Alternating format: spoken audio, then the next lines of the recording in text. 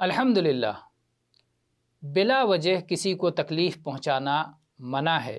اللہ تعالیٰ نے ارشاد فرمایا والذین یؤذون المؤمنین والمؤمنات بغیر ما اکتسبوا فقد احتملوا بہتانا واثما مبینا۔ جن لوگوں نے بلا کسی قصور کے مومن مردوں اور مومن عورتوں کو تکلیف پہنچائی تو یقیناً ایسے لوگوں نے صریح گناہ اور بہتان کا بوجھ اٹھایا۔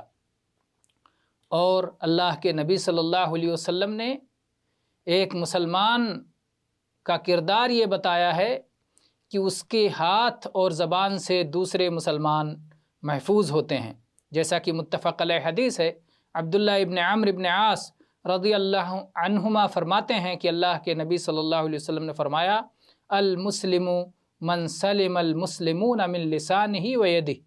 سچا مسلمان وہ ہے کہ جس کی زبان اور ہاتھ سے دوسرے مسلمان محفوظ رہیں۔ اسی طرح سے اللہ کے نبی صلی اللہ علیہ وسلم کی ایک اور حدیث ہے، آپ نے فرمایا من احب ان یزحزح عن النار ویدخل الجنہ فلتأتہ منیتہ وہو یؤمن باللہ والیوم الآخر ولیأت الی الناس الذی یحب ان یؤتی الیہ۔